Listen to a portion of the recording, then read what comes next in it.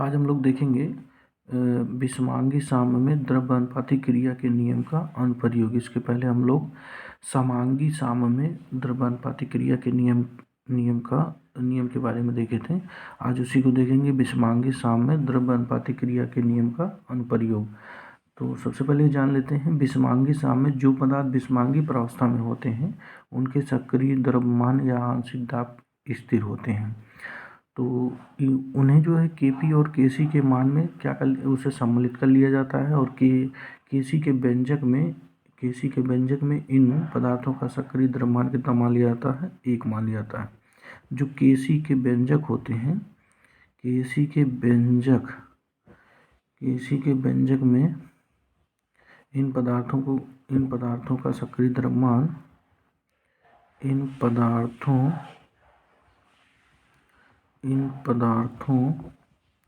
का सक्रिय द्रव्यमान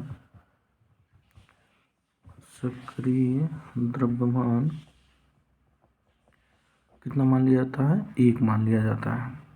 और इसी प्रकार से Kp के व्यंजक में इन पदार्थों का सक्रिय द्रव्यमान कितना मान लिया जाता है, 1 मान लिया जाता है। तो जैसे एग्जाम्पल में देखेंगे, यहाँ देखेंगे, जैसे कैल्शियम कार्बोनेट को ले लेते हैं, जैसे CaCO3 कैल्शियम कार्बोनेट, ये देखेंगे किस स्टेज में, सॉलिड स्टेट में है। तो ये रिवर्सिबल का सिंबल है। तो यहाँ पर कैल्शियम ऑक्साइड ये हमारा सॉलिड फॉर्म में है और प्लस यहाँ पे CO2 ये हमारा किस फॉर्म में है, गैसीय फॉर्म में है। तो अभी तक हम लोग ये देखे थे कि जो ये सभी किस फॉर्म में रहते थे, गैसीय फॉर्म में ही रहते थे। अब ये देखेंगे ये सब हमारा क्या है, विषमांगी का मतलब ये है कि यहाँ पर कोई सॉलिड होगा, कोई लिक्विड होगा, कोई गैस होगा, इस प्रकार से रिएक्शन में होंगे। तो यहाँ पर जैसे लिखा गया सॉलिड है, ये हमारा क्या है, गैस है। तो इसके लिए हम यहाँ पर इनकी मोलर सांद्रताएं, इसका यहाँ पर ये हम लोग क्या लिखेंगे, जो Kc और Kp का मान यहाँ पर लिखेंगे। तो Kc बराबर क्या हो जाएगा, तो यहाँ पर ध्यान देना है, अगर ये सभी गैसीय फॉर्म में होते हैं तब यहाँ पर एक्टिव मास ऑफ इतना और एक्टिव मास ऑफ इतना हो जाता, अपान इतना हो जाता। तो यानी कि इसमें वही लिखना है जो यहाँ पर प्रोडक्ट का एक्टिव मास अपान क्या होता है, रिएक्टेंट का एक्टिव मास। तो ये देखेंगे ये हमारे, लेकिन ध्यान रखना है जो गैसीय फॉर्म में होगा सिर्फ हम उसी को लिखेंगे। तो हमारा गैसीय फॉर्म में क्या है, यहाँ पर CO2 है, तो इसलिए यहाँ पर CO2 प्रोडक्ट में हमारा क्या है, CO2 है। तो यानी कि CO2 का एक्टिव मास यहाँ पर हो जाएगा। और यहाँ ध्यान देंगे रिएक्टेंट में कोई है नहीं, इसलिए इसका अपान कुछ नहीं होगा। तो सॉलिड वाले को हम छोड़ देते हैं, सिर्फ गैसीय वाले को कैलकुलेट करते हैं। जब भी अगर से हम विषमांगी के लिए अगर से ऐसा कैलकुलेट करने के लिए आता है, तो Kc का मान निकालने के लिए तो सिर्फ यहाँ पे हम गैसीय वाले को लेंगे। इसी प्रकार से अगर से हम Kp की बात करें तो Kp जो है Kp इसमें आंशिक पदों के रूप में होगा। तो यानी कि P यहाँ पर क्या हो जाएगा, ये CO2 हो जाएगा, जहाँ पर P क्या है, आंशिक दाब है। तो इसी प्रकार से दूसरे रिएक्शन में देखेंगे, जैसे दिया गया है Fe, ये हमारा किस फॉर्म में, सॉलिड है। और यहाँ पर दिया गया है जैसे H2O है, ये हमारा किस फॉर्म में, गैसीय फॉर्म में है। और यहाँ पर देखेंगे ये रिवर्सिबल का सिंबल है।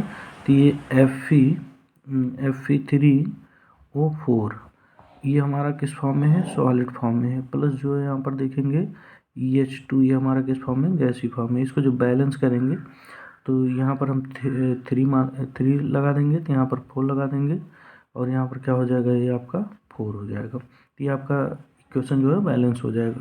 तो यहाँ पर अब Kc का मान जो हम निकालेंगे, तो Kc का मान क्या हो जाएगा, तो इतना ध्यान रखना, यहाँ पर प्रोडक्ट में जो गैसीय फॉर्म में होगा उसका एक्टिव मास अपान जो रिएक्टेंट में जो गैसीय फॉर्म में होगा उसका एक्टिव मास। यानी कि प्रोडक्ट में ये सॉलिड फॉर्म में, इसलिए इसको हम नहीं लेंगे।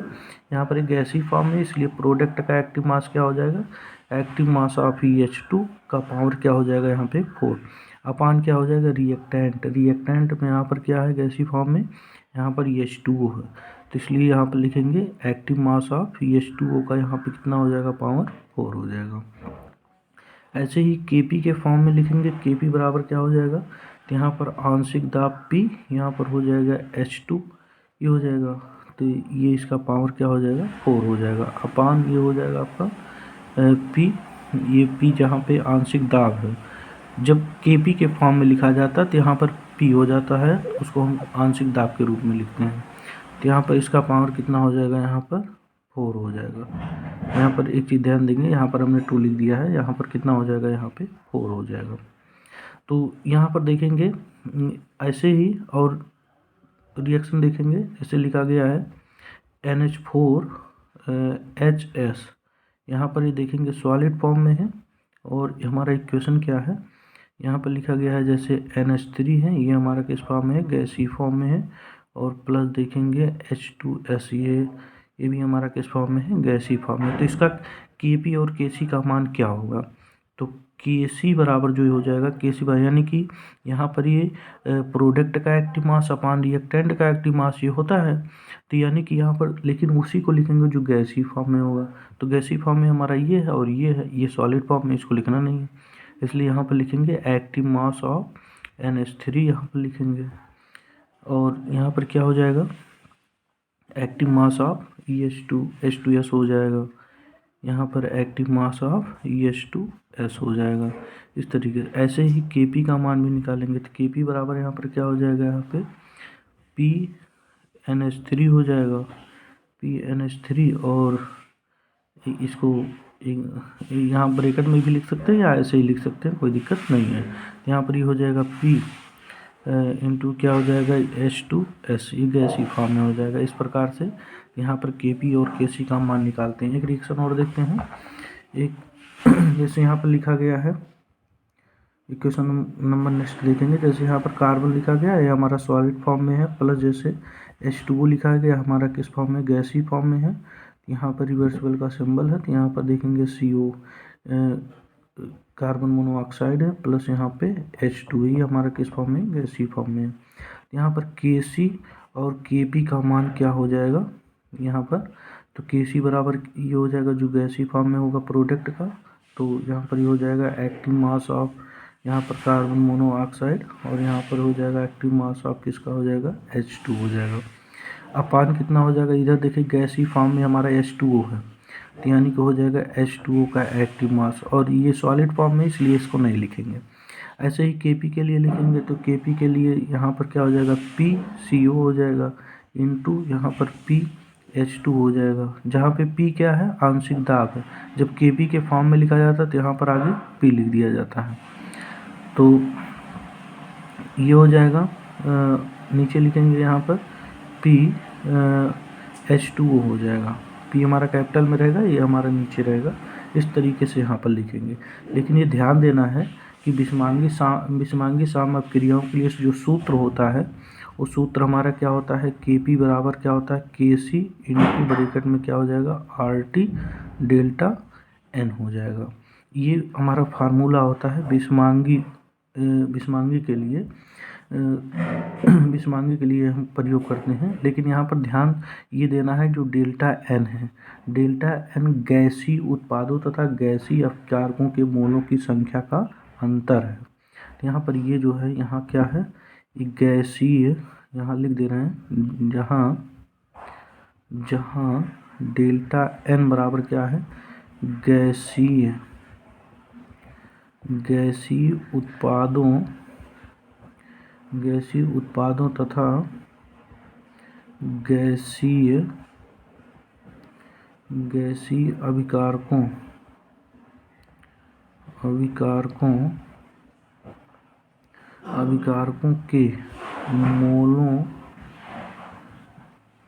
अभिकारकों के मोलों की संख्या